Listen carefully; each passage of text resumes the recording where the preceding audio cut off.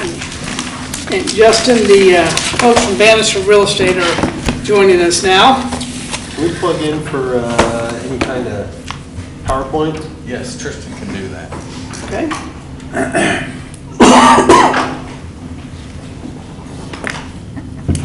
Good. How many houses have you sold in Central Park? I think Andrew's going to cover, but I think we have 10 lots sold. That's awesome. We've got 3 new builders. We've got Just in Central Park? just in Central Park, Okay. 3 specs going. I knew you'd do your Custom job, built. or I Well- was coming after you.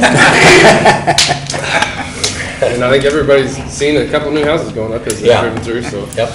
that's pretty And we brought exciting. renderings too. I don't know if you guys have seen what we've designed as a part of what we're building, but they're really, really nice, I think.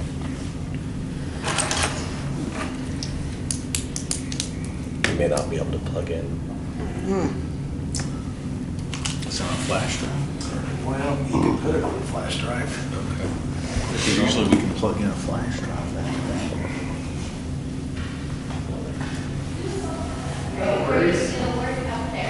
Got a PC that's got regular USB and USB-C. I'll just see if I can. Okay. Yeah. It's a small presentation anyways, just to kind of navigate through what we're doing. Thank you for having us. Yeah. So we were told to come in today and kind of give a progress report of where we've been at for the last year. So we have Bannister Real Estate. We've been marketing the neighborhood now for a year.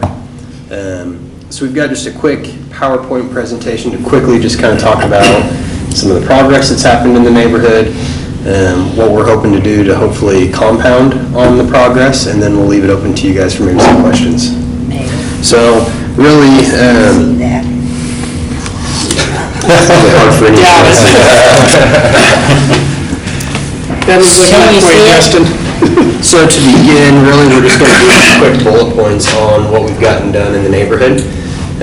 We started with getting new signage put up.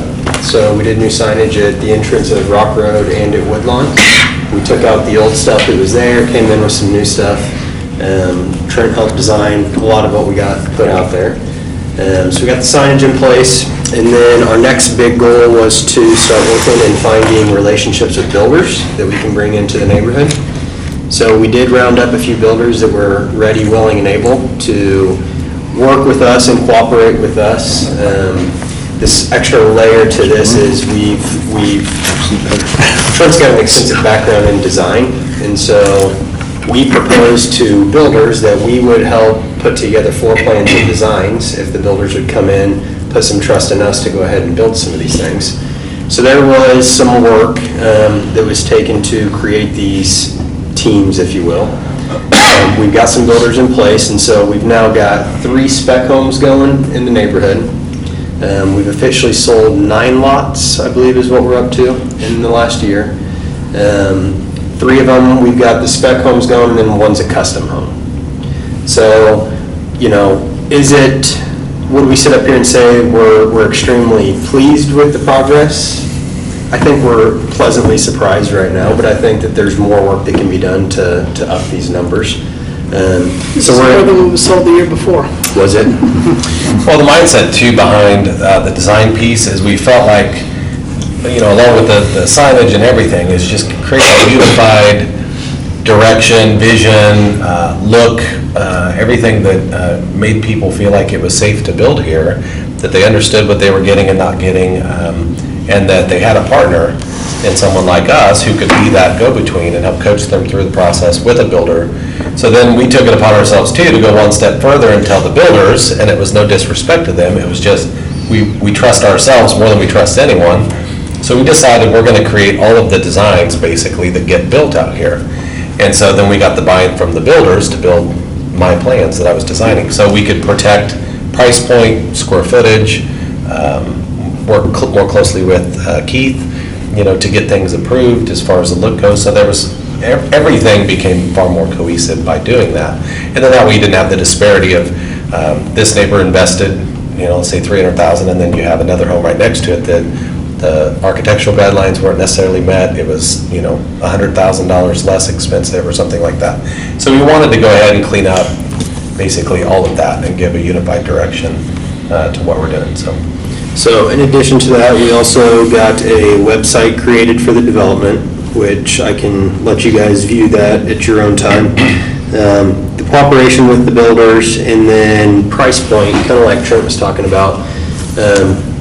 Price point was one item we really wanted to get going in a good direction instead of maybe the wrong direction, which I think that just being a resident of the neighborhood, I'm able to kind of watch what was going on.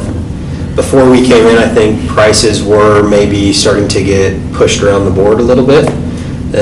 So right now, with what we've got in place of our spec homes, we are 300,000 to 400,000. So one's going to be 300, one's going to be 350, and one's going to be 385 to 4.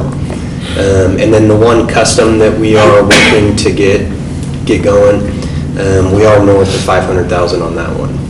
So prices, I do believe, are trending in the correct direction. There is going to be some work, I think, that's going to be on the backside of that with appraisals and different things like that. But I think we both feel pretty confident in the arguments we can make with appraisers on why value is actually here in the neighborhood. We didn't want the perception that this was a discount or a cheap neighborhood. We weren't trying to make it unaffordable, but we wanted to build value around the items that were in the homes and the architectural elements and all of those things. And so we felt like where you were on the lot prices, that could be the discount piece. You know, we could, so you could buy more home because you were starting from a lesser expensive home site. We also were able to then do the concept of we're going to sell the lots for more money and market them with no specials, which we have done for the park area. So we're marketing those with no specials, and we're still probably $5,000 to $10,000 less than your average lot in competing neighborhoods with no specials. So that, I think, has been a big driver too of some of our success. We are getting, you know, with a different price point of lot comes a different price point of buyer looking to build. They are correlated. So we do believe that raising the prices has helped in that manner. We've, you know, not to say raising the prices and doing the specials incentive has helped us sell more lots, but I do believe it is making the phone ring a little bit more. People are enticed by the idea of no specials. Whether they act on that incentive or not is, you know, to be determined. We are still allowing people, if they want to have the specials in their name, they can do that and then get the lot at a discounted price. So again, it helps start the conversations, and we are getting quite a people interested in the area due to that one simple change I think we made. And in other neighborhoods where you have kind of the cookie cutter term that's thrown around, whether it's an entry-level neighborhood or even that move-up neighborhood, Central Park already had this look and feel that was different than everywhere else. We were just trying to make sure it didn't go in the wrong direction, and the price points decreased to where people then were scared to come out and say, let's really let our creativity come into play. So that's why we wanted to protect the design piece as well, is to capitalize on the look and feel and things that have already been established out here. Which the next couple slides are really just talking about a couple of the spec homes we have going out here, just to kind of further validate really the process that we sat up here and proposed a year ago, which was us creating the design for the builders to then build. And so this house here, this is a rendering of the design that's getting built right now. This one will be listed at $385,000. Can you brighten up your screen? And so, it's all the way. Okay.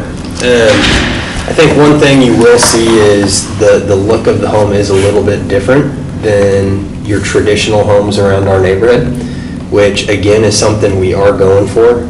In the landing specifically. This one is going in the landing at the dead end road. If you drive into the landing, it abruptly ends back there. This one is going in the landing, and this one will be $385,000. So again, the price points. It's a little dark for me. No, I really said that. You know, so here's what in our research we've done is there are so many people that are Andrew's age or kind of that young executive that they want something far more contemporary. And so we've heard it enough in enough subdivisions that this was our first kind of splash of some of that look and feel. This is a version of his personal house that I designed, what, 3 years 4 years ago. ago, 3 years ago? Just bigger. So he's had a lot of people, we've used his home as a catalyst for a lot of this concept. And so people would come in, meet with him, fall in love with his house. And so we did about 100 square foot bigger version. Sell your house and buy that. Well, this is actually right across the street from me, so.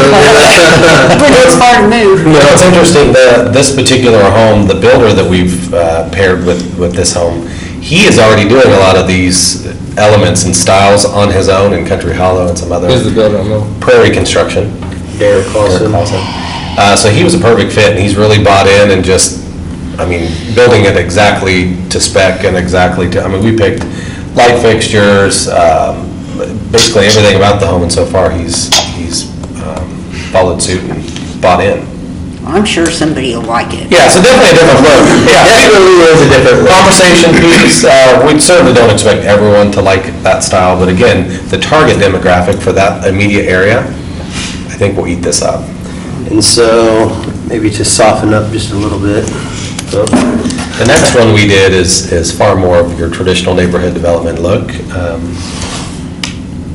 which, that's the. Oh, there you go. So this one is being built in a cul-de-sac on Summerside Place, so over in the park. It's a daylight lot.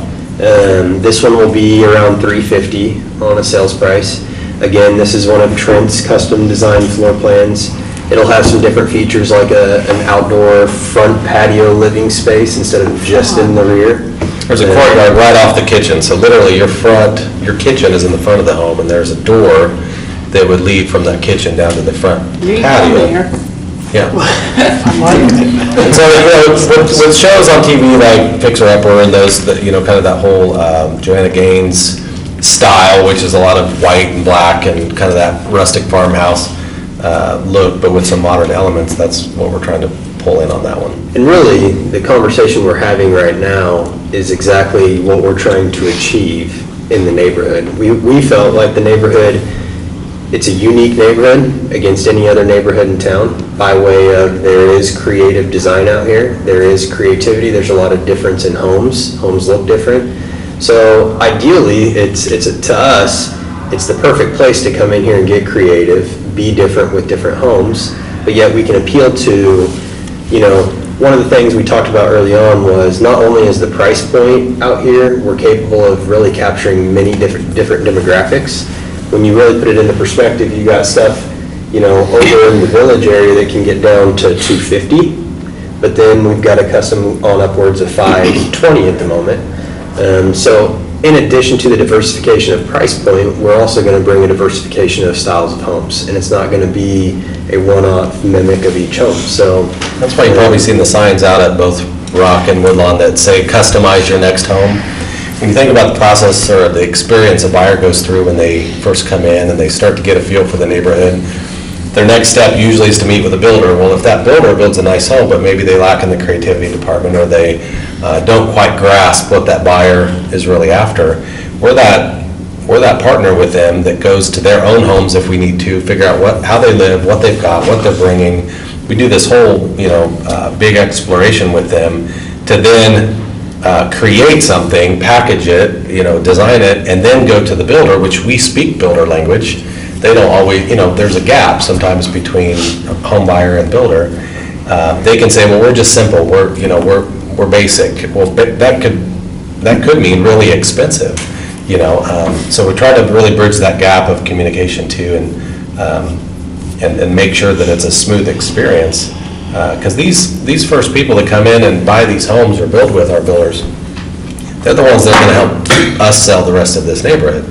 And we want that talk, that excitement to exist again like it used to when I first started here. I felt like there was a lot of momentum and the homeowners were excited and they were bringing out their friends and family. And I felt like some of that was lost, and so I hope we are able to gain that back in this.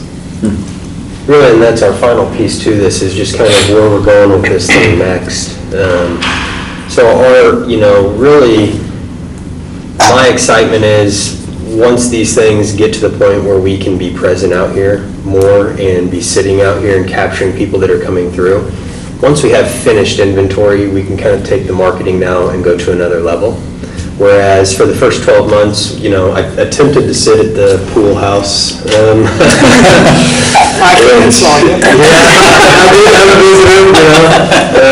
No, but we sold a lot off of sitting out there at the pool house. It was interesting because we did an initial little bit of marketing based on the fact that I was sitting in the pool house.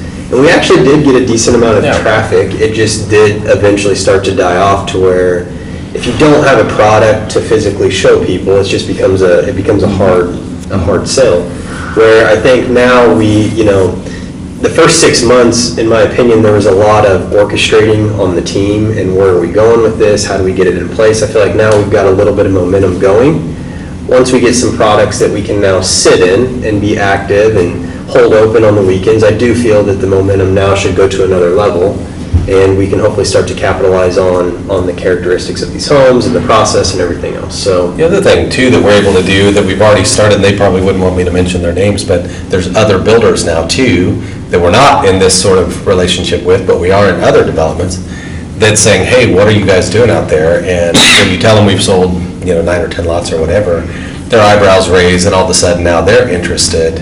Whereas 12 months ago, they were like, we build a custom, you could bring us a custom, but we're not really interested in inventory homes. And now that's changing. Name brand, household name builders, that people, I think, you establish a unified look, that's one thing. You establish great design, that's another thing. You establish credibility with the marketing and design team, then you get credible builders. That's how this neighborhood really, I think, takes on a new identity and becomes a safe place for people to want to move here. We'll finish it out nicely, and it will be, a success. So it's really it by way of the presentation. So love to maybe hear thoughts, questions.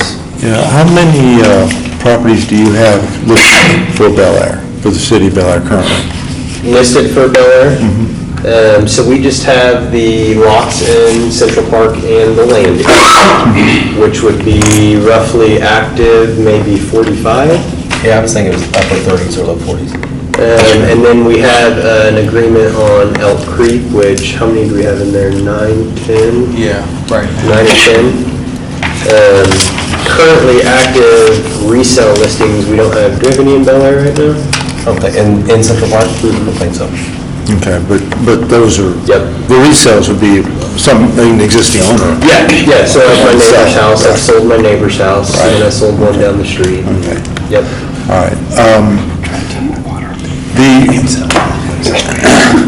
The one concern I have, and I like your concept of bringing these developers along and bringing them in and doing that, but before you were contracted with the city of Bel Air, I'd never heard of you guys. Sure. Okay, so I'm a little concerned about the marketing and what you're doing as far as getting your name out there. I get it. Yeah. Yeah. One of your strategies is bring these builders along and do that. But what is your strategy to bring your own name out? Yeah. So that people say, yeah, Bannister's a place to go. Yeah. Well, You want me to start that one? start with that one. So, I don't know if you did know this, but I was the representative that started this subdivision when I was with Plaza Real Estate, which is Coldwell Banker now. Thank you so much. And so I was very familiar with the product. I built my first home out here on Yorkshire Street. And then we built Andrew's house out here. So I started 19 years ago in real estate and predominantly have done new construction. 6 years ago, we started Bannister Real Estate, and so that was kind of the hurdle we had to overcome as a company as a whole, whether it was new homes or resale. Getting people to understand we are a new name as a company, but we're not necessarily new to this market or this industry. So the thing that we've done is just try to delineate ourselves with adding this design piece. I think we have a great web presence. I mean, I don't know if you've seen Bannister Real Estate website or Bannister Design website or the Central Park Bel Air website. But the other thing too, we have other developments, like we have one out west with Roble Construction that is a highly visible, highly anticipated neighborhood. I think the more and more you see that, they start to understand that new home marketing, it does happen differently than resale. And we've always stressed just an understanding of construction in general, and thinking like a builder, thinking like a developer. We've got all those backgrounds as well. So we haven't necessarily promoted our name so much. We wanted to create this message that Bel Aire was not only growing, because we would hear this dichotomy of opposites. We would hear some people, like the building community, builders, developers, they would say nothing's happening in Bel Aire. He'd sit on his front porch and watch drive-by after drive-by happening, and we get calls from people saying, we don't know who to talk to, we don't know what's going on, are there lots still for sale? I mean, there's just a lot of ambiguity around what Central Park was. We probably, to your point, we probably could do a better job of marketing ourselves. I guess we kind of always tend to promote the development and what it stands for, what the values of the development are, and hopefully our company comes alongside that. We change the colors, we feel like we have dynamic colors, which that's going to help, draw people's attention to the fact that here's a sign that, is either giving information or directing them to him. Because when we used to pull in, I felt like I didn't know, even as a marketing person, I didn't know where to look. I didn't even know what had happened with the development as far as how it got subdivided, who owned what builders were in certain areas. Was there a marketing company that had any on-site presence? Were they involved in the build job or just the lot sale? I mean, there was a lot of different things happening, but I don't know if I answered your question or not, if you want to piggyback on that. Yeah, to piggyback on that, we knew, again, like he said, 6 years ago when Bannister Real Estate started, we knew it was going to be a little bit of a hurdle in getting our name out there and letting people know who we are. Because there is no lie. There's a strong political presence in new home sales in our market. I mean, there's one name in particular that does a lot of new home developments by way of the marketing. But at the end of the day, I think one thing that we've always done a lot of legwork on is making sure that we have really strong relationships within the professional community of development and marketing, which is with other realtors and other builders. So I feel like we do a really good job of making ourselves very present with other real estate agents that are actually very prominent in our marketplace. Because I may be completely wrong in this, but I don't feel that most buyers go to a neighborhood based on the marketing company. They go to a neighborhood based on how that neighborhood is presented to the public, and also based on what their realtors are telling them. Well, if their realtors know more information about this neighborhood and know more about us and what we're doing out here, they're more likely now to tell their buyer, hey, look, I hear about this great place up in Bel Aire, let's go check it out. So, I think that it is a little challenging from the standpoint of we don't have our name on 20 developments in town. Have you looked at some of the other competitors of their marketing compared to our marketing? I haven't done any comparison. I think you would be pleased, though. Very valid. Just an awareness. Yeah. And I think Andrew brings up a great point. Even if we're not as well-known in the public's eye, we certainly have a strong presence with the other cooperative community. And to the point where people will bring, potential customers out, or maybe it's an out-of-town buyer, and they'll say, I trust these guys, and so we can rest assured that whatever it is that you end up buying in that development, you're going to be taken care of, the values are going to be good. I mean, if we believe in it, then they believe in it. And so we do get a lot of that co-op real estate customer that's coming in and saying, I like working with these guys, I believe in what they're doing, and so they'll endorse Central Park on our behalf. Thank you. When's the last time that there were actually spec homes in Bel Aire? There's been spec homes, I think, but there hasn't been, like the marketing company. So I would say the last time there was actually a model up here was when I built, and that would have been when Wygand. But that was in the landing, right? That was a Mater. That was simply in the landing. They had 2 or 3 homes that Mater had built at the time. and she was sitting on site in a model situation, and I feel like that was probably really the last time there was any traffic. See, that's what I'm excited about, is having spec homes Yeah. and inventory for someone to look at as far as. And we do have a concept right at the roundabout up in the park of 3 or 4 models right at the roundabout. So, I mean, you have high visibility, rear load garages. I think what we just thought is, we'll initiate this buy-in from the builders, get them some success, have them taste some profits in here, and then we'll get them to commit to some of that. It has been, the builders have honestly probably been the biggest challenge in this whole Yeah. thing, is getting builders to come up here and be bought in and prepared to front and build a $385,000 house that we're telling them to design and build. So of these 3, I don't think we're quite going to fill like your other neighborhoods where we have a model row. The goal is, though, that we have some very attractive inventory to walk these people through, again, with hopefully the momentum carrying to, Derek with Prairie Construction enjoys what he does out here with this one, and ideally we get him to even look into maybe Elk Creek, or doing a couple of homes side by side where we could actually start to present ourselves as more of an established development, like most developments do, that have a very organized model row, just a little more structured out than I think where we too, sit right having now. him live here, much like when I lived here and was selling, that was, the ultimate stamp of, I'm bought in, I live here, and so to have him here has been huge, and to have it be one of my designs. So even though it wasn't one of these current builders, it's still the same concept. This concept's never been done, at least in Wichita, where the marketing team does the design of the homes, and that's what's being promoted.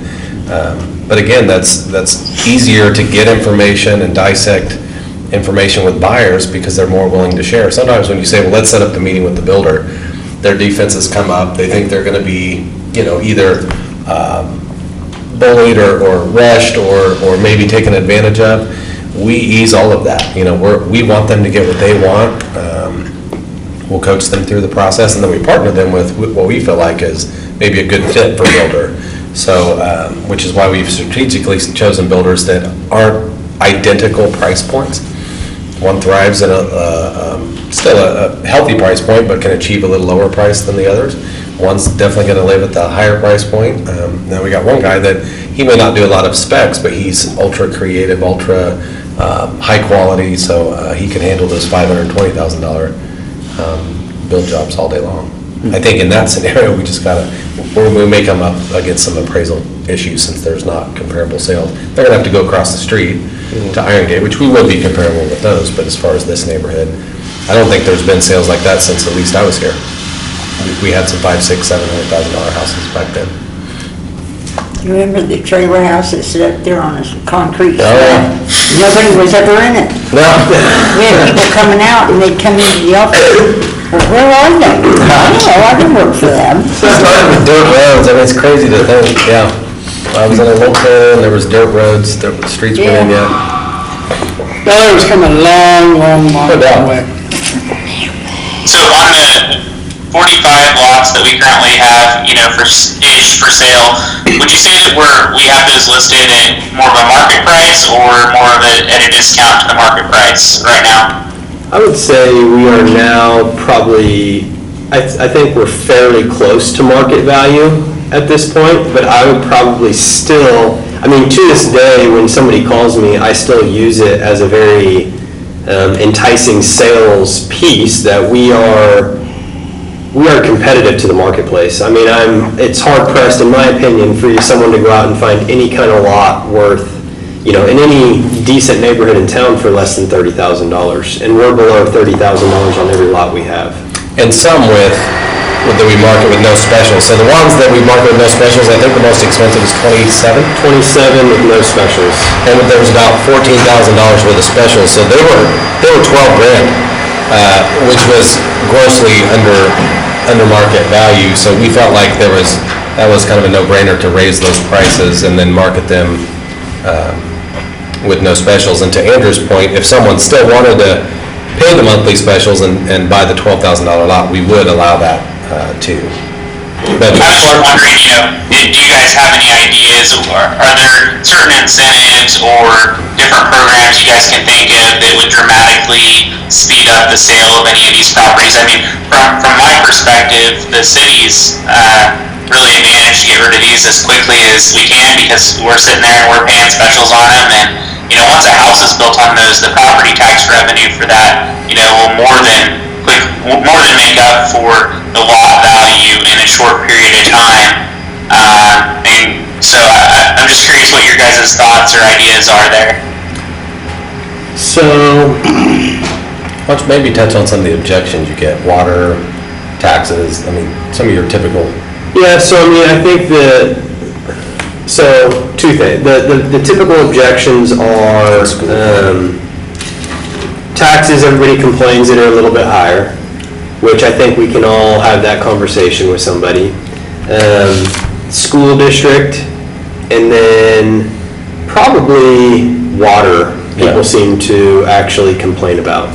And Andrew, I was going to tell you a couple of things we're going to talk about here in a little bit, is because with water and taxes, those are things that we for some reason we have the reputation, but if you really look at the numbers, we're actually one of the cheaper cities, and that's one thing I'm going to talk about here in our next agenda item, is how we really promote ourselves. And to kind of dispel some of those, because we are nowhere near the highest water. We're nowhere near the highest taxes, even in this region right here. I think what happens is, unfortunately, they just compare you to the lowest, or Wichita, but there's other cities, for sure. It's unfortunate that we share a physical border with Wichita, and our properties are literally right across the street from Wichita properties, where other communities that we might be comparing ourselves to in those list of metrics don't necessarily have that same disadvantage that we do. Right. As far as your objections on the school systems, I've been talking to USD 259. Obviously, Northeast Magnet is in Bel Air. It's a top 5 Kansas high school. They had a graduation rate of 100% last year. So there is stipulations that they get 25% from the Heights district. We talked, and then they're doing a major demographic study this fall that could change that to our benefit. But I think we can probably get some marketing materials from USD 259 with Northeast Magnet to emphasize what a great school it is. It's not for everybody. Obviously it's law, science, art.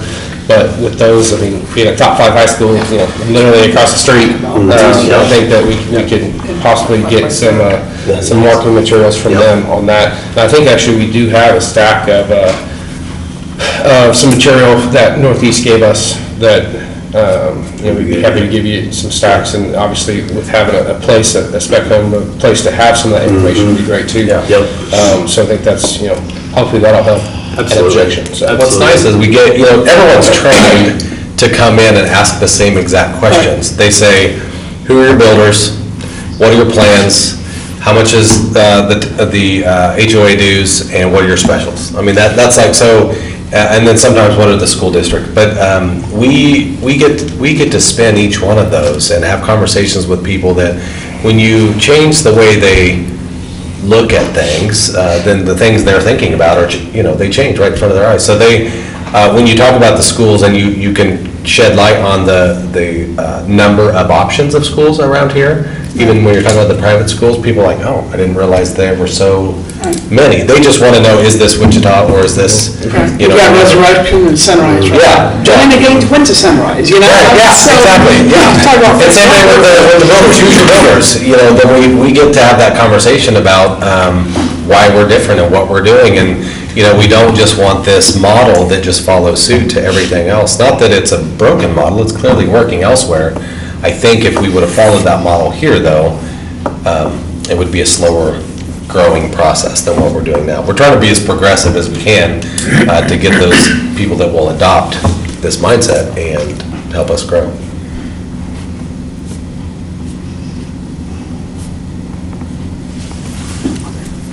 Any other questions for our guest? Maybe one last question for me. 9 lots sold last year. Do you guys have a target for this next year? What you guys hope to sell? Just what's your, mental goal? Based on the pipeline you've got of customers, what would you think? That's a good question. I think this year I really didn't know what to expect this year, based on what needed to be done going into the year. I think next year, I would have to venture to say the goal to be 10 to 15 would be the lots to sell this year. What inevitably happens too when you have inventory, like Andrew talked about, is you'll get those people that come in, and if they're investing $385,000, they may say the same thing that you did, which is, love the house, hate the exterior, and then that's, again, a time for us to shine and say, we could design something that looks totally different than that and be the identical floor plan. So you'll get a lot of that, people saying, well, I want to pick this lot, or I want to do this lot, or I want to build, I need to be 350. And so we'll start to get the people that are buying lots based on the inventory we've got, even though our goal is to sell those homes, you'll start to see a lot more, I think, lot sales as a result of just the inventory we'll have. And that our inventory is spread out. We got one in the landing, one up north in the park, one in kind of the southern part of the park at the end of a cul-de-sac, still with a rear load garage. So I feel like we're showcasing about everything we can at this point. And then the multitude of price points too. Could you share with us who's buying the houses? Yeah, sure. Andrew, you want to? So, well, the majority of what we have right now are builders that have purchased lots now to do spec homes. So the custom we have going would be, they're empty nesters, which... Isn't he an engineer, or he's an architect, or he's an architect, she's a doctor. They're moving here from Salina. They had previously lived in Wichita, but they have always just been attracted to the uniqueness of the neighborhood. Him being an architect, he really liked the idea of creativity and freedom and putting together a house that was a little bit more unique. And so literally, he called me, and the minute he called, I didn't have to sell him anything. He was 100% bought in on his own, just on the notion of the neighborhood being what the neighborhood is, which again, I think is, one of the biggest plays to the neighborhood is, I think it's a place to come out and express creativity and express some freedom when it comes to putting a house together. And I think that buyer isn't necessarily a price point as much as it is just they're looking for that opportunity, and there's really no other neighborhood in town that's showcasing that opportunity for someone. But I would say the majority of the buyers that we probably talk to, deal with, they're that move-up buyer from their first home or second home, and they're getting into this $300,000, $400,000 price point. But I would put them in their late 20s, 30s, into their 40s. We don't see a whole lot of the patio home type buyer, which would be 55 plus. They generally gravitate towards other neighborhoods. We occasionally get, the empty nester like you're talking about now. The guy that we were working with, was she an attorney or an engineer? The one to build on that? She was an engineer. How old would you say she is? She'd have been like 45, 50. Okay. Which has actually been a pretty consistent demographic. The middle-aged young executive to about 45, 50 seems to be the... So we're covering a big gap. We're covering 20 years a buyer. Yeah. We typically don't get the first-time home buyer. When we first started, the first calls that we would get, they were like, I remember a few I took even, that someone wanted to build about a $150,000 house or $180,000 house. And, you never want to deter someone, but we tried to find a better fit. We were changing course to be something different. But that's what we felt like Central Park had become, was a landing spot for people that could just kind of build an inexpensive home, have cheap lot, cheap specials, that type of thing. And so we don't really get those anymore. I think it's a pretty sophisticated buyer and price point at this point. Thanks. Yeah. That does help. That helps. That helps us So now Well, you those are got people that the generally pay their first taxes, five mow their yard. Not me, I'm too old. You know, I mean, you gotta think about that too, that, not to stereotype people, but generally speaking, people that can afford that type of home take better care of their home and they, you know, pay their HOA dues and they pay their water bills on time and they do those type of things. So we just kind of feel like everything we're doing is everything's paralleling with each other and running along the same course that we're trying to get us on. So is there anything specific you can think of that this council could do to help you guys hit the 15 side of that goal and, Buy a house, just houses? I'm pushing. Sorry, I didn't catch that. I said, buy a house. Your wife wants a new home. No, I think maybe, you know, Ty's even mentioned it, I just don't think I've ever even taken him up on anything, just maybe exploring some ideas and opportunities to spend some marketing dollars to actually go ahead and get our name out there in a deeper presence. So whether that be we look into something like a billboard or we look into, you know, I think there's a lot of probably creative ways we could look at spending some marketing dollars. But, you know, to this point, we really haven't put much money at the cause at all to date. Where, you know, I'd be curious to see what a normal developer, like what's Cypress Point, what are they? Well, so what we did, now that we kind of have established what we're doing, what our price point is, we're starting to get some traction.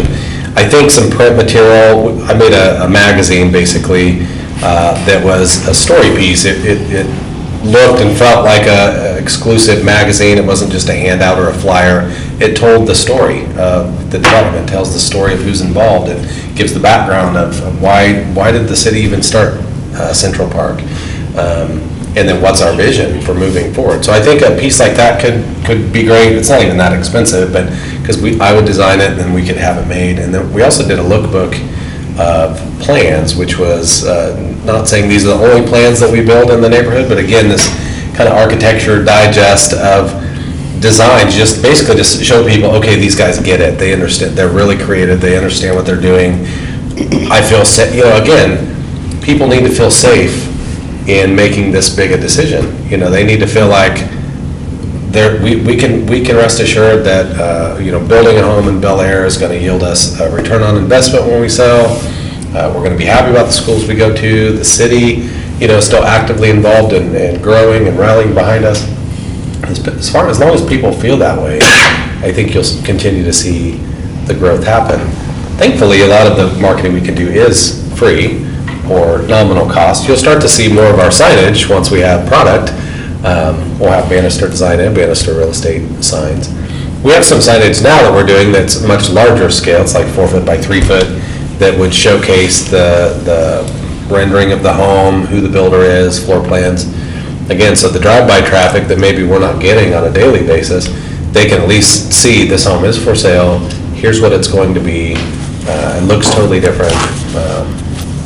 They gotta go from there. I mean, having the billboards that we did out front, I think helped tremendously. Well, there's 2 billboards at 45th and Woodlawn. Yeah. You can go Well, outside. if I recall, I think we did specifically allocate some funds in our budget for this type of marketing. If there are opportunities for that, I think we did earmark some funds so that we would have the option to spend some money on that type of marketing. Yeah. So I just bring those ideas to us. I think events would be big too. I think if we could host events, one thing we're doing in another development I'm doing, we're having a car show, which we did, I think, back when we first started. We did a car show. Justice Alley.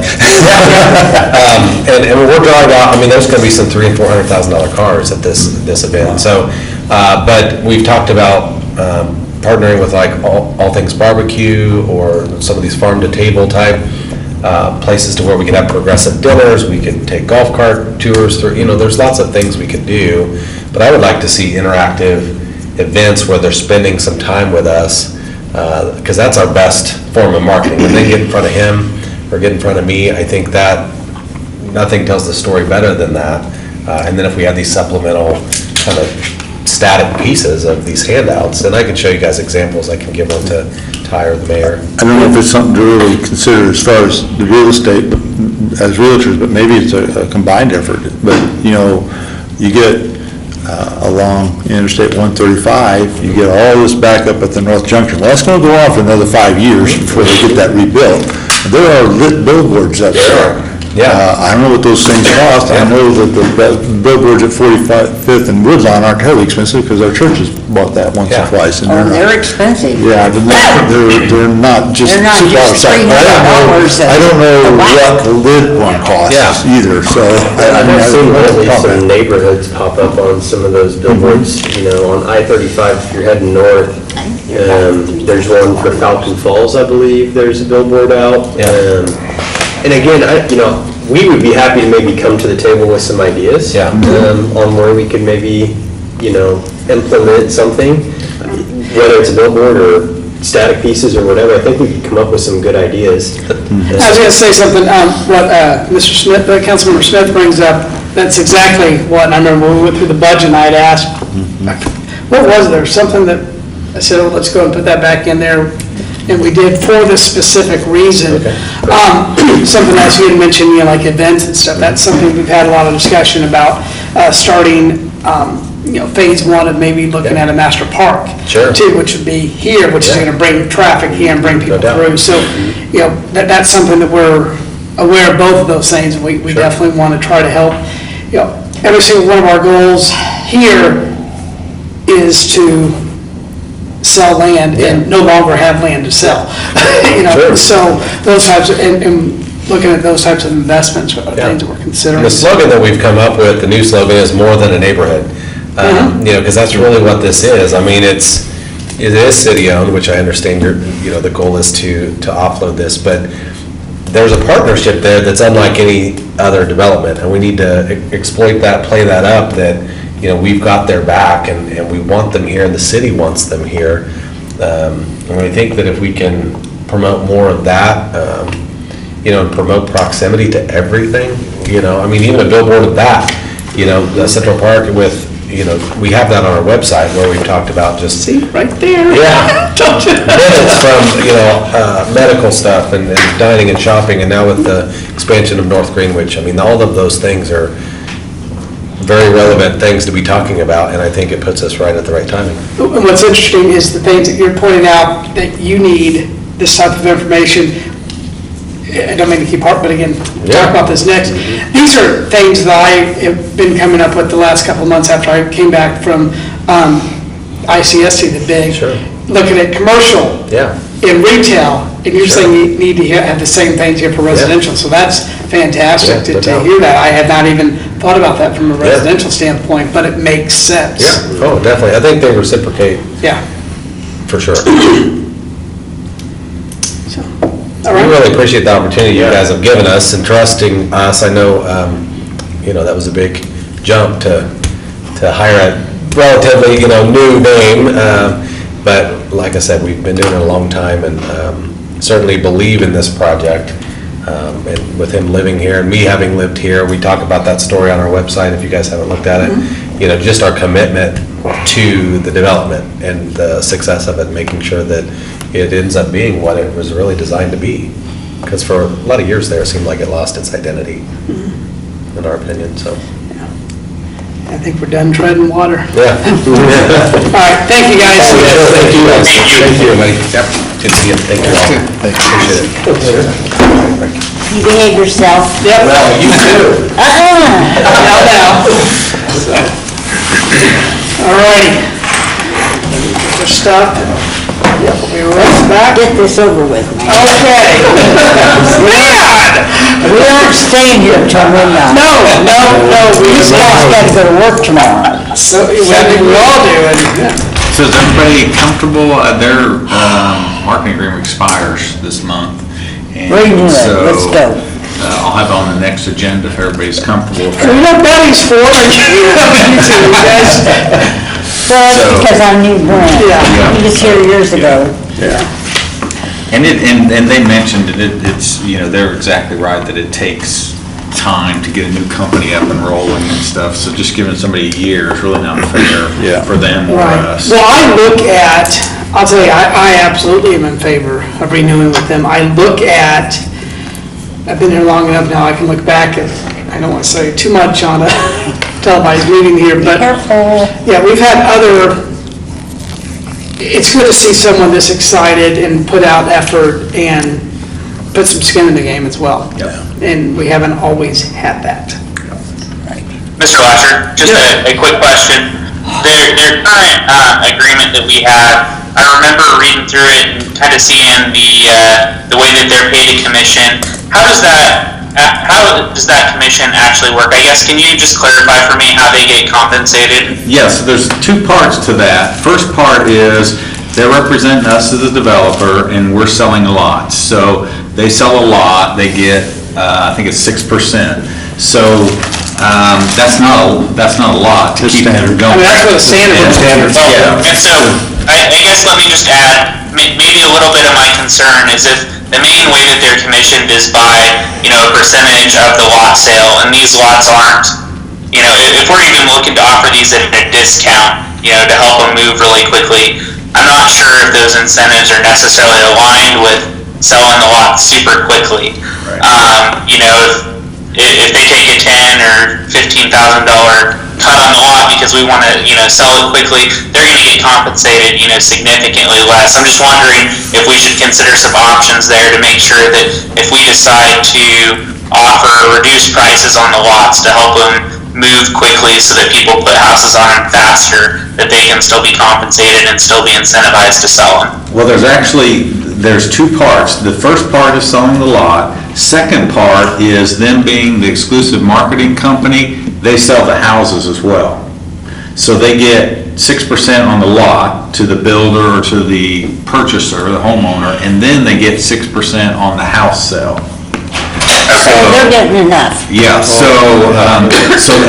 part of them So being. they're getting the piece on the house regardless, and so the lot portion is just small potatoes there. Right. So anybody that wants to build in Central Park can't get their own agent and do that. They have to use, so that's where that's where They the have majority. exclusiveness on that Yeah. portion of it. Yep. Okay. Yeah. I just wanted to make sure that the way that we'd set up the incentives, we didn't rule out potential marketing options or, other things there because of how their incentives were designed. Right, yeah, but they get all their money on the houses. Okay, Yep. thank you for clarifying that. Sure. Thank you. So we'll have that on the agenda to renew our contract with Bannister. Next. Okay, I want to move into item 2, which is just here for discussion this evening. I mentioned a few months ago, and this is really timely that we have this conversation here about, all this talk is how can we want to sell land quickly, but we want to sell land quickly the right way, if that makes sense. It's better treaded water for a long time, and it has. You just heard about where we've come a long way. How do we take that next step? How do we get over this next hurdle where we can invest some money in further promoting our residential as well as our commercial as well as our vacant land that for retail and all that. The two things I want to talk about today is a way that we can promote ourselves, looking at maybe website marketing materials. And then the second thing I want to talk about is just some updates to City Hall. And I'll start with that just because, when was City Hall built, Ty? 2004. 2004, so 14 years ago. In 14 years, not one doggone thing has been updated. For crying out loud, I think I'm on our 4th set of curtains in our dining room. And, nothing, after 14 years, we want to put our best foot forward. We want to look some of you brought up, and I certainly understand that small town charm. And I'll just kind of go through these. I have pictures, and Justin, I apologize, you're on my computer here, and these are just on my phone, but as you leave tonight, would ask that you even kind of look at this. Like, you guys can all see that, when you walk downstairs, we have our pictures up there. And in the middle of it is to me, it looks like the mini board for my grade school. Yeah. Okay? Exactly. You see what I'm saying? I mean, I don't know if you can see, either that, or I think back to my, church when I was in 7th grade. We're now going to sing hymn number 304. For that, where if we were to have updated pictures, I think the pictures we have are good, but you walk into Wichita City Hall, or you walk into Sedgwick County, or you look at some of these, these are not professional pictures. They're good pictures, but they're not professional. After the, grade school mini board, talked about, then we have the stairway going up, where we have just 2 tables sitting out there, and again, another little, mini board standing there with letters that are put on, and we have a stray plaque and a stray seal there. We also have the same color that it's been for 14 years. I don't pretend to know if this is a good color or a bad color, but what I would like to do is maybe, we have Sherwin-Williams, a Bel Air business that is managed by a Bel Air owner, a Bel Air resident. Could we have a conversation with them and get their opinion? I also like the idea of us getting rid of those 2 little 1984 circa cafeteria round tables there and make it more like a waiting room with not an expensive one, but a couch or a couple of chairs with an end table or something that just, I think, would look a little bit more inviting. We've had people come in here, people with millions of dollars, and they're standing there leaning there. I think we had something a little bit nicer there. I think Mr. Hawes brought up the idea of something we could do about the echo. I would welcome. I think that is something that we desperately need. Tristan just had to shut the door out there because they were vacuuming downstairs. That's, if we do that, we have people who come here for meetings and they step out, take a phone call, and and then they walk outside of the building because it's too echoey to take the phone call down there. And I had taken a picture of Keith's office when he had what I call the black trash bags, but he's fixed that with curtains. My suggestion was going to be frosted the windows, but I think we have curtains there. I think it looks good. Yeah, that's what I'm saying, originally at first. Now I'm looking at the east side, the wall to the police department. And again, we have another mini board, announcing our city council is 3/17, 7 p.m. And we have a bulletin board that full of junk. God knows what all is on there. A bulletin board. It's 2018. We have a banner for a 4-H club that no longer exists. That's still hanging in our hallway downstairs. We have cutouts that used to have vending machines that now have a nice, this reminds me of the library in the 1970s in my hometown. And we have ball caps and plaques. The most recent plaque in here is from 2011. Nobody is reading these. Hanging on the wall. Yeah. I have our senior center.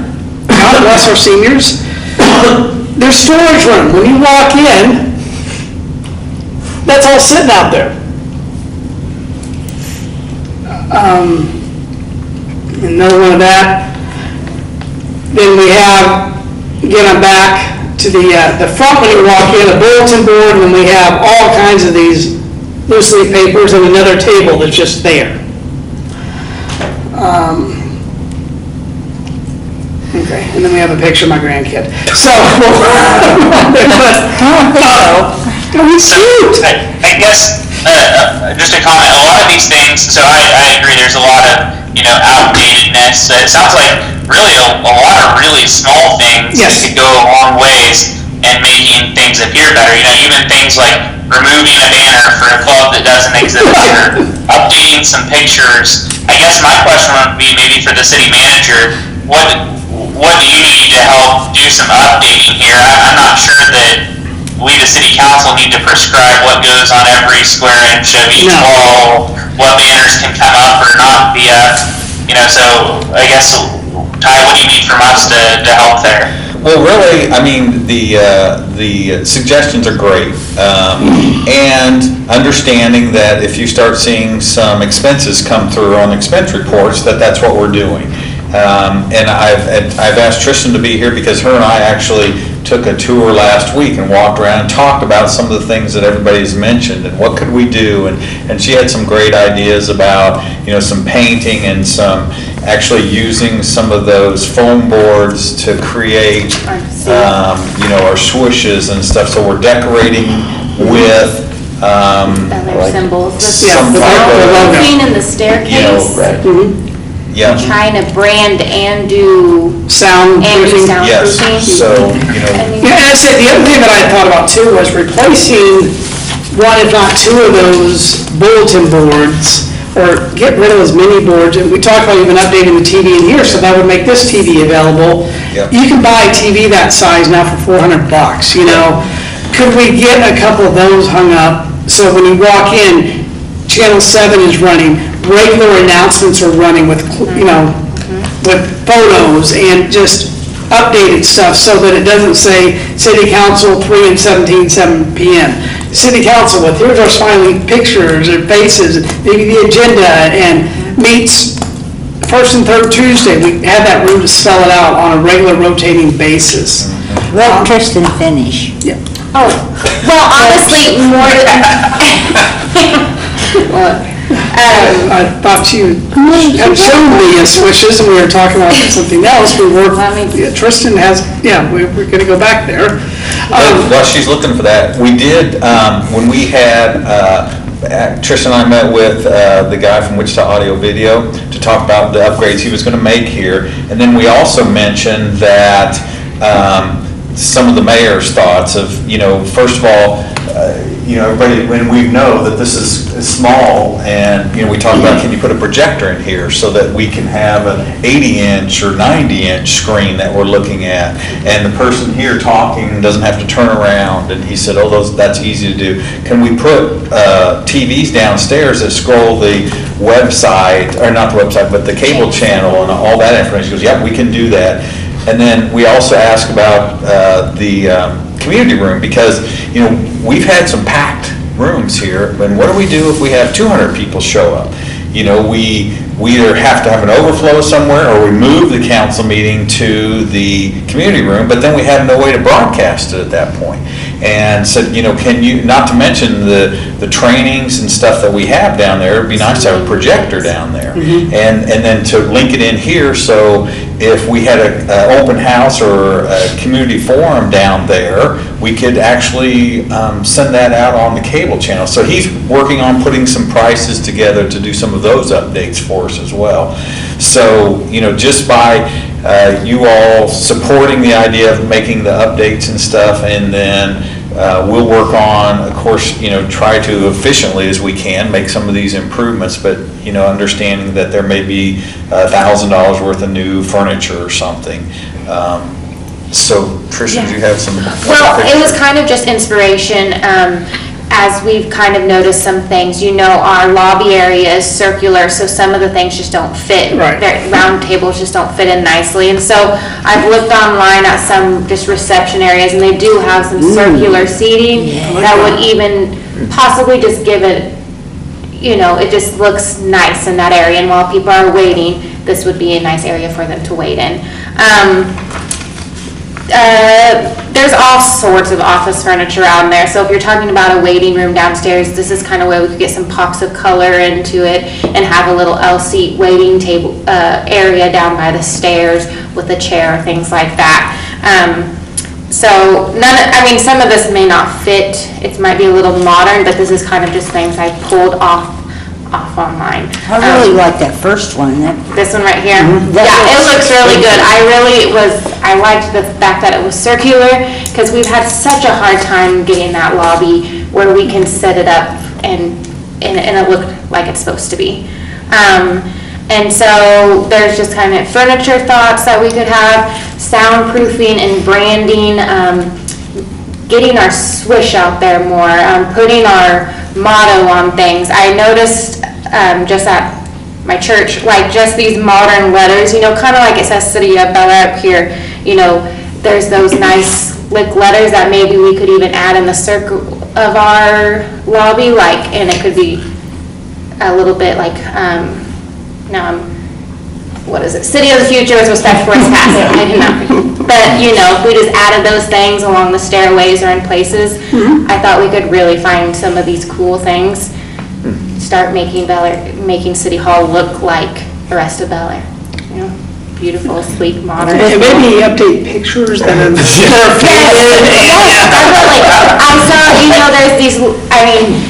there's these large pictures you can get of just even show some of our community pride, people at festivals, hugging the bunny, kind of bring those community feelings in here.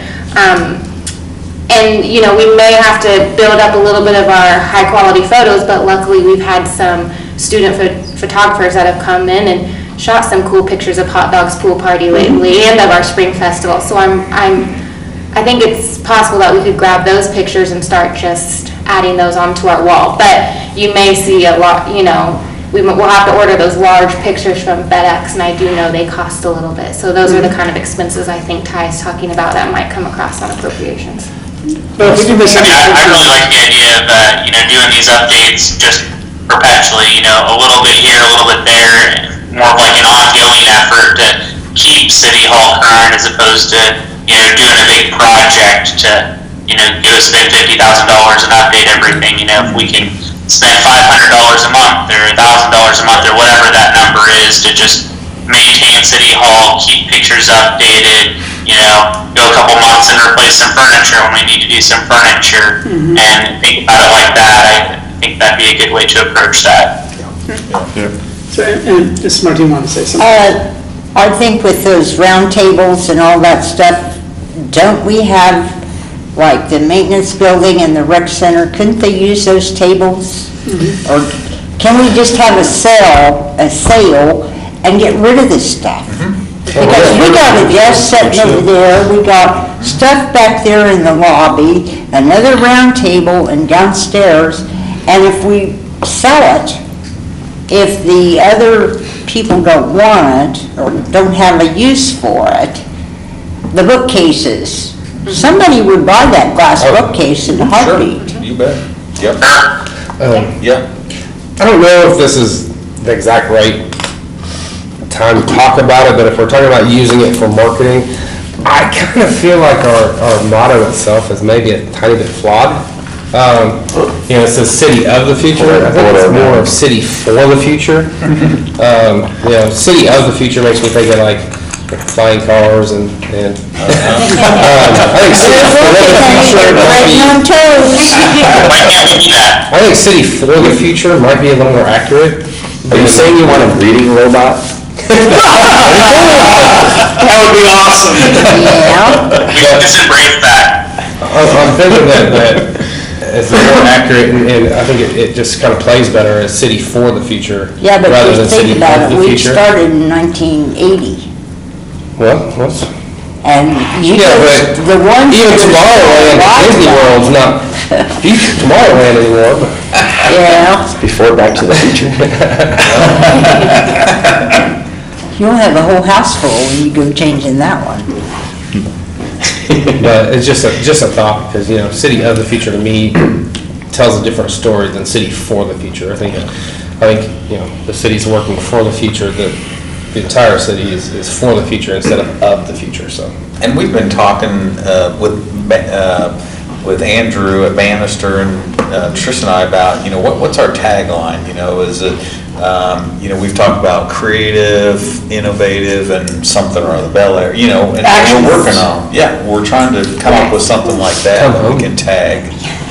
Well, and that's something where you notice like in here, I mean, we're kind of getting away from the seal, because the seal is kind of dated. And we're getting more to where, you got the city of Bel Aire with the 3 swooshes. So I think that could, I don't know how you would change this. I think that better stay. Is this an official seal of the city? Yes. Yeah. Yeah, and that can still be our official seal, and that could be our branding. I mean, that's, And we could which is use kind of, I like that too, but yeah, I don't know that we. you're gonna have a whole lot of people on there when you take that one down. I just want to say, but Mr. Halls brings up a good point, that we're looking at more of the modern branding, the city of Bel Aire 3 swooshes as we talk about this updating. And I agree, in our planning that we've done, we did planning for the hashtag planning for the future. And so I think that's kind of how we do a twist on that, is we do our hashtags, planning for the future, come home to Bel Aire, those type of things. But, I looked at that the other day and went, you know what, we're not really of the future. who picked that one? Yeah, but 40-some years ago, we were, we worked hard for that city. All righty, go ahead. So I guess, what are we gonna have something on the agenda to approve something on this? No. Or are we just giving thoughts? Yeah, so just the recommendation, thoughts, us throwing out some of our ideas and you being comfortable with that. If, I haven't heard anything that says don't do this, so we'll start, like you said, over the next few months and through this winter, we'll start coming up. We've been doing some of that in where our offices are at. We've moved, like Tristan said, everybody takes pictures at different times. So we've got pictures of City Hall and the monuments around and stuff. They're all decorating inside. Where's the old police car? That might be at the police. It's in the police department, yeah. The white orange one? It's still down there. So what we'll do is we'll start carrying that out. We've been doing some repainting, and Keith's been putting up some So brick walls. those Oh, faux man, brick that's walls cool. and You should go stuff look at the like conference that. room. It looks And good. so we'll start carrying that out into the public areas as well. Well, I'll just speak for myself, I think that's a great idea, and I think we need to keep doing that. My only concern would be if, we start talking about big expense items, then that's where I'll maybe be just a little bit more concerned if we're spending thousands of dollars on this every month, No, we're not, And I don't think that's what we're talking about, but, that's what I'd be really concerned with, if we're talking about. You may have to spend that on the budget. There's already a budget for this. Yeah. Yes. And Ted won't let us go overboard. When did we budget for this? Do you remember what that amount was? Oh, I think it was 10,000? 10 or 20,000. We kind of keep in there for equipment upgrades and stuff like that. So, yep. Well, All right, guys, the other thing I want to talk about is a website, a second website. Right now, we have our belaireks.gov website, which is a great website for new residents, for current residents. But, and this is as we talk with Marvin, and we talk with Jerry Jones, and as I go out to ICSC and have appointments, this was the year where I had, second appointments with people. Tristan came up with a great lead behind for us. But, yeah, I think we're kind of missing the boat on a way that we can promote ourselves globally, actually, and that is with a website dedicated specifically to bragging about ourselves. Bragging about Bel Aire. We heard Bannister Real Estate just talk about, they keep hearing about the water, and I haven't really thought about this could be for residential and for commercial, because we're in the middle of the road when it comes to all of those things. There's other cities right around us who are way more expensive than some of those. But when I had conversations with different developers from around the country and actually from around the globe, actually, and I would say Bel Air, Kansas. Kansas? First of all, huh? Where's that? And then I'd say Wichita, okay? By the time I got to promoting about us, they had lost interest because I'd been telling them where we are.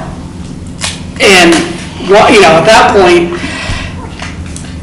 if we, and I showed you around a couple months ago some of those kind of things that I brought back, some best practices, and I've kept those. I think Tristan has those, where you just heard Bannister talk about, having some of those kind of static pieces at the ready, tangible, print as well as electronic.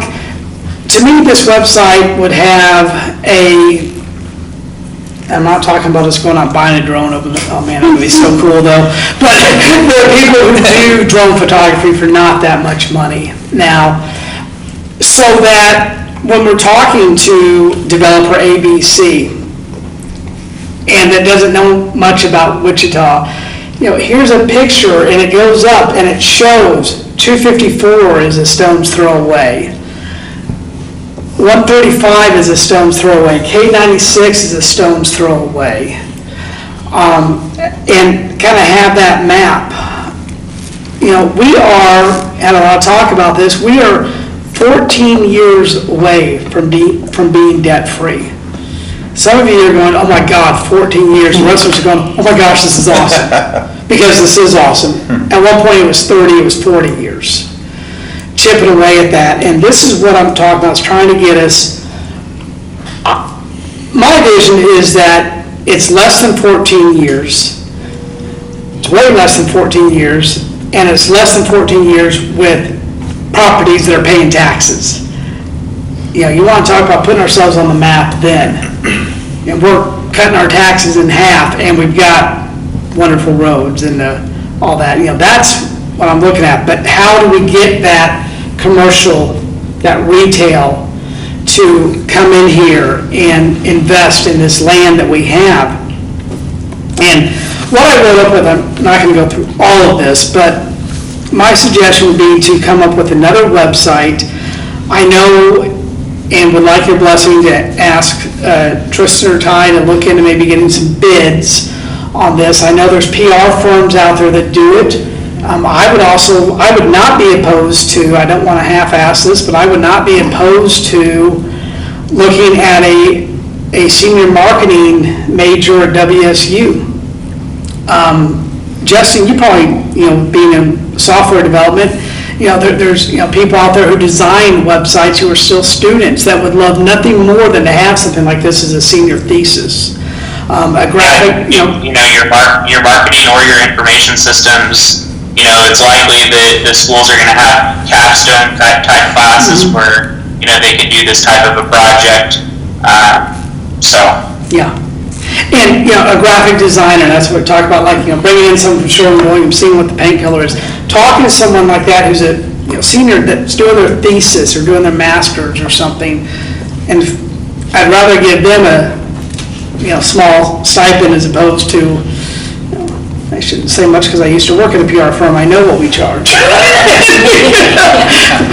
They're worth it, but, the website that shows things, just like what Bannister was talking about, that we need. Talk about the Come Home to Bel Air, that we're more than a neighborhood. Have that list some of these fast facts. The fact that we're, when we were founded, what our mills are, and compare them to other national locations. And Ty and Tristan, I'll give this to you, compare us to regional and to national locations. Our mills are pretty doggone attractive, and if you've got a business or retail or commercial that's thinking about building in Austin, Texas, Nashville, Tennessee, or Colorado Springs, but isn't too married to being one, but they just know they need a new location, and we can show them at a click of a button, holy cow, but the cost of living is so much better here. I think that makes us attractive. We need to brag about ourselves that we've not had a tax increase. We're doing all the things we've talked about with zero tax increase. Everything from having our elections, how the mayor's every 2 years, council every 4 years. What's our total population? Brag about the fact that we're the fastest growing city in the county. Let's look at our ethnic breakdown. We're the most affluent. What's our total land mass? We could have pictures of our median price homes and show, because these are things that when people are looking to move their business, and Ty and I have sat through how many of these dog and pony shows, they want to know about quality of life and they want to know about cost. They want to know that they can move here and, when you look at our home cost versus some of those other cities, that can be attractive to some people. Let's talk about the fact that we're the safest city. And we don't need to shy away from the fact that we do border on the largest metropolitan part in the state, that there is 600,000 people right there. We can have, pictures of our department heads up there too. We can, the quality of life. Let's talk about our parks and, the list of parks and the equipment. We can have pictures of all of those. Our rec center, list the programs and the costs and have the pictures of the activities. We talked about the school information. It was funny when I realized I was losing some of the developers by the time explaining Wichita, Kansas, and no, it's not Dorothy, it's not blah, blah, blah. We are, we need to brag about ourselves. I would mention Sunrise Christian Academy, and I would mention Buddy Hield. Oh, they know who Buddy Hield is. Okay? Buddy Hield went to Sunrise. Joanna Gaines went there. We've got Northeast Magnet. We've got Resurrection. We've got the Catholic Care Center. These are things that may not pay taxes, but by golly, I think we can brag about them because they're an attraction. You don't know how many non-Catholics are at I wouldn't be surprised. Catholic Life Center. You're talking to the public school teacher and Protestant preacher's kid who went to Catholic school, so. I did too. Northeast Magnet and Resurrection and Isaac talk about some of those things. We need to, mention how the programs that we have for our seniors, including the senior housing, including the senior patrol. Talk about the civic clubs that are here, the chamber, the Lions, etc. Talk about the number of churches that are here. We can highlight how we're a true city USA, that, like I said, we're the good location near major highways.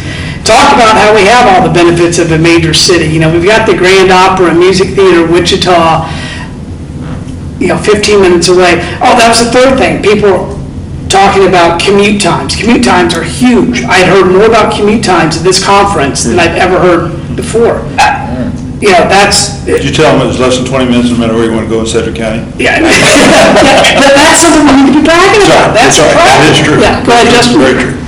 I was just going to ask you, these are all things we need to brag about. What are your thoughts on this as a separate website versus a revamp of the landing page for our current website? Because it sounds to me like these are things we should even be marketing to our current citizens. I'm just curious what your thoughts are with a new site versus make this the landing page for our current site to then drill into the other services that we offer. It's a good point. I thought that's what we talked about before, is having this as a separate website, because basically the city website now is very informational, it's very, what it is. This is why, and what there is to do. This is, I think, that being separate but together, where you can get all your information, where to pay your water bill, the hours of the city, everything that's needed, and then you can easily click and link to the actual Bel Air, this is Bel Air and why. Oh, I definitely want them. I definitely think separate website. Yeah. Well, and I know we've been talking about them, or when the mayor brought this up last time, as separate websites. The more I was thinking about it, I was just wondering if it really should be a separate website, or if it should be the same website and more of the landing page for our current website, to just present kind of a cohesive face of Bel Air to everyone. I think we could do both, because what you could, how when you go to the Bel Air website right now, the big graphic is in the middle of the splash. What if that were a very obviously clickable looking thing that takes you to the marketing website? That's, So then it's something that says thinking about moving to Bel Air, want to relocate to Bel Air, and then click on that. So that, like, what Justin's point is that that's the landing website, that's the draw, the grab. So it's almost like a, take your pick. Yeah, so if you're looking for the services answer or the government information document answer, you can find it down there, but then right in your face is the, hey. Yeah, I agree. So your instinct is to click on it and it takes you to the promoting Bel Air website, but if you need to go back, and if that's not what your intent was, but I think that kind of solves that issue. It is a separate website, but it's not, I think, probably the other concern about having a secondary website is, well, how do we know people are going to get to it? Well, let's make it so obvious and so easy to click on it that it's almost, by default, you're going to the second website. Right. And if you're looking for something, you got to go back, or something like that. Or it's even the same website with multiple sections, right? You can think about it as one website with kind of a tree path that you can go down.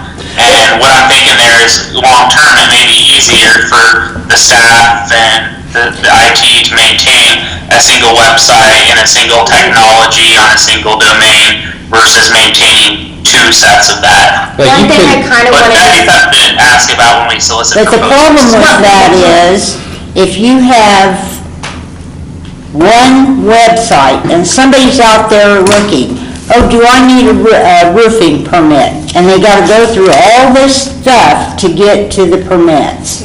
That's why you need them separate. one thing I want to mention is the way our website is set up right now, it's very, we have our homepage, which is very set on how it is, and then we have internal pages that,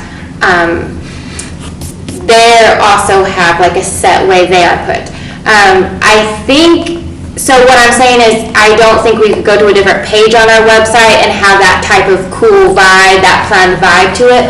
I do think if you want to have more of a blog style website, more of a, what I'm envisioning is what you guys are kind of wanting is more of that, not so much government, not so much more of the pictures, the fun videos, the things like that.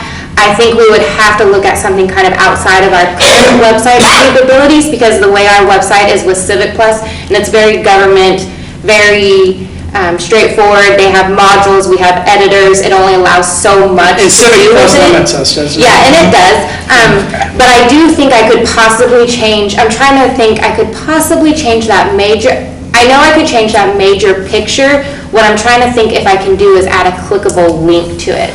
That I'm not quite sure if we could or not, but it would just take me playing with it and things. I know I could change the picture, so I could even put, you know, visit come home to Bel Air if you want to go see this, but I'd have to mess around with it a little bit, so I just wanted to let you guys know that our website has some limitations to it. Well, we're getting a new one, right? A new software stuff, ask him. I've not heard of this. No, Wichita Audio Video. Then has nothing to do with it. No, basically what audio video does just.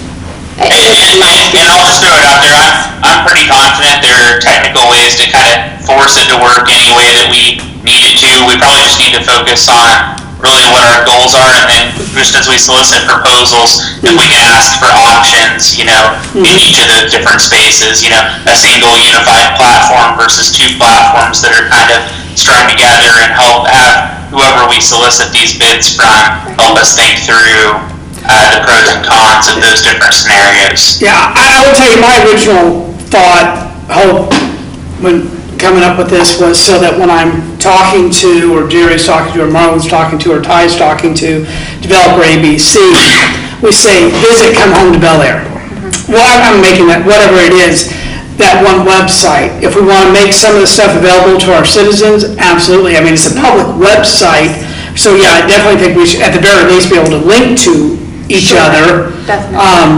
For that, and that would be something with the proposals. And I'll just real quick, and then I'll just be done with this, but yeah, there's other things we talk about, you know, the proximity, you know, some of the other, I'm trying to think back, these are all the notes I would kind of write back when I come back,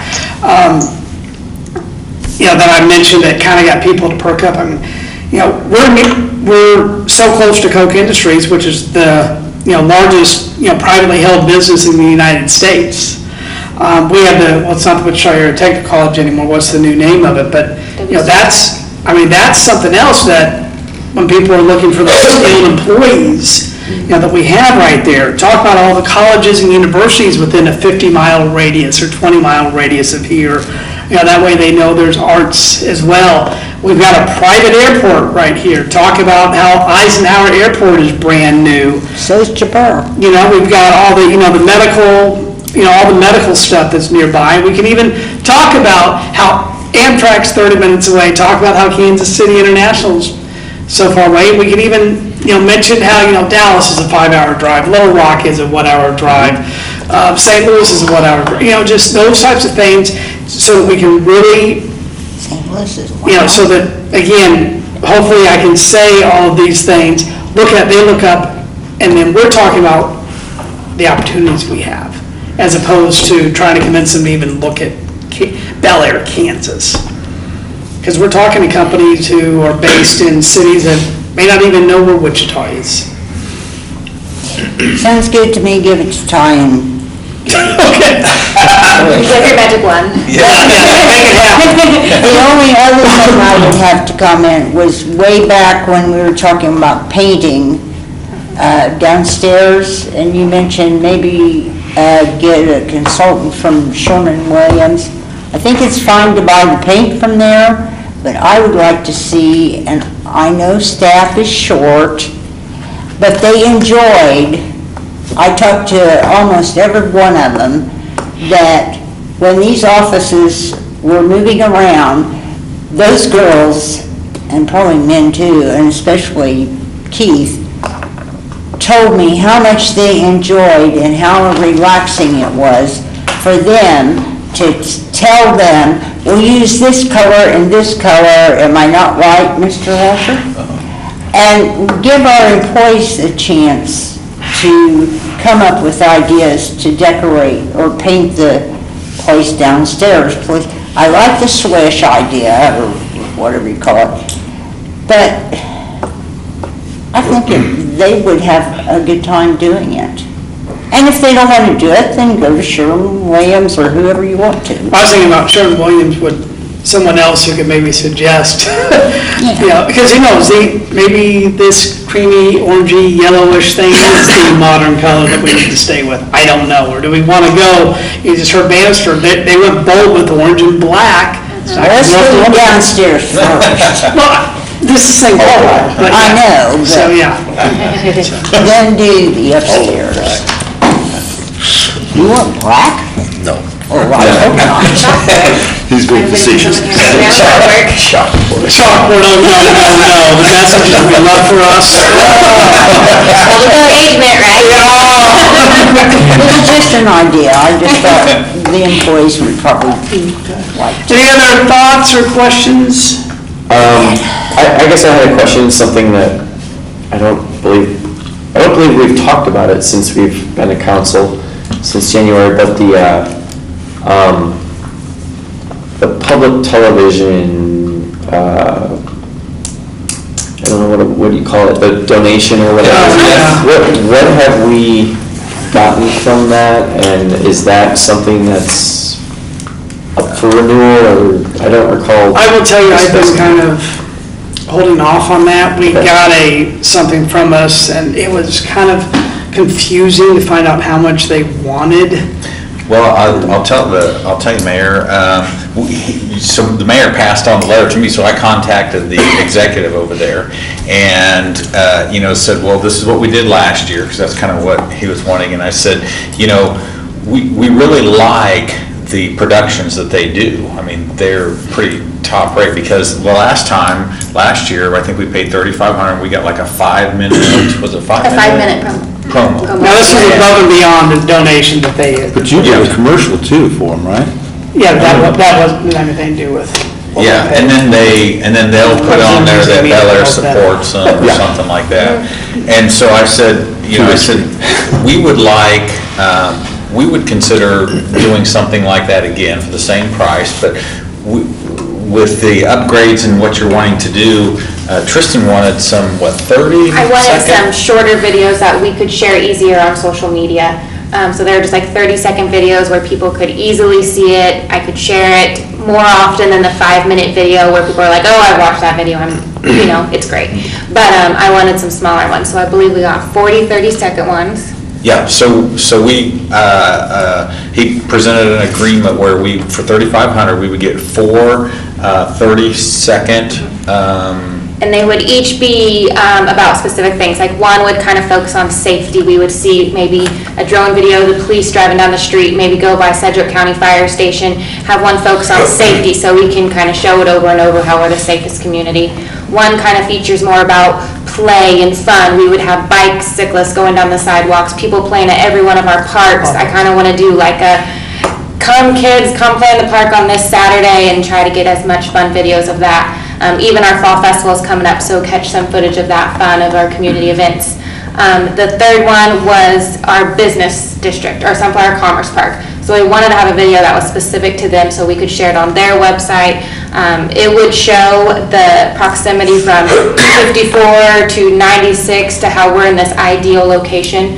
And then the last one, it was kind of, I think it was kind of like a fall video, but then when I was back here listening to what what Bannister was saying, how we have so many schools to show, I haven't even said this to you, but I wondered if we should do one that's highlighting our schools in the area. We have enough schools where we could go to Northeast and to Isley and to Resurrect. I mean, we could just get clips of, these are our awesome schools featured in here, and it'd be a video all about them, instead of, These are Heights and Circle too, and say Dollar students attend, blah, blah, blah. I mean, we have a ton of schools to show, so maybe instead of doing like the fall or general one, maybe we throw that one in there, and then our real estate agents that are marketing Bel Air can share that out as well. Because I do notice when I share videos, some of the first people that reshare them for me are all these real estate agents out there, and so they're trying to market for us. So I thought those would be ideal videos for them to see and share out, and I think people would watch them. These are professionally produced. Yes, these were produced by KPTS. I would assist with writing the scripts and helping with the vision of those, so they would kind of know what we wanted. But they would do the editing and have the drone videos, and I worked with Bill last time, and he was really great, so. So we were thinking, but then we could use those on our websites and things Yes. like that, just what the mayor was talking about. And then part of that, then they also mentioned during their programs that this program is supported by City of Bel Air, so we actually get some marketing. So we're not making just a straight out donation, we would actually be interested. We're getting several items for that. So are we still, at one point, I know the council had approved like a monthly donation to KPTS that I think is separate from these contracts for services that we've been doing, the $3,500, is that, when does that renew? No, that expired, and that's why we've got the letter about that. And then that's when I met and said, well, what we would rather do is basically hire you to produce these things for us, and for that price. And that's what the agreement was, is that they will do these videos for us. They'll put information on KPTS about Bel Air, that we support them, and all of that will be for a fee, one-time fee of $3,500. Will they put the video on BTS? It depends on their availability and stuff, whether they'll do that for us. I know the 5-minute one they wouldn't do. Well, that's too long for them. But they'll plug it in, but as far as us telling them when to run or not, Yeah, they won't do it unless we pay them extra to do that, but, of course, it may be at 4 in the morning, they may have a 30-second they throw in there. But You might get snide out, get in and out. Well, they have our laptop, our tablets, they send out those notices of what is going to be on when. It's a week thing, I think. it's an email, but Yeah, it's an email. And only us would get it, but it's pretty good, because I've watched some of those. Is this pending, is this going to be coming for us, or are you already, I forget what you said? Yeah, no, I already approved it. Okay. Because it was just $3,500, and, we get services back, and as we were talking, there's no way we could hire a PR firm. Right, my gosh, you're talking. Video, and he followed me everywhere, all over for a day. I mean, he was really great to work with, so. Even made me sound not super hoarse. I don't know how we did it. He edited so well, because there were times I was like, I had I'm not no sure this is voice. gonna work. I had no voice, and you made it work. He I like that a lot better than just a straight out, oh yeah, we'll donate, support you, and not worry about getting anything. Yeah, me too. I think that that's the right way to handle it. Yep. You know, if we can do specific contracts for services as opposed to donations, I don't think we as a council should be making donations to really any charity. So I like that method a lot better. Yep. I think if it helps the city of Aire, you need to make a donation.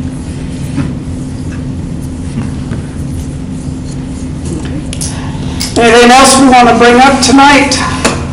I move to adjourn. We're adjourned. Mr. Mayor, I appreciate you focusing the camera for me, so thank you for that. All right, thank you. Yeah, thank you, Justin, for joining us. Enjoy your time. Thanks. All right, man, take care.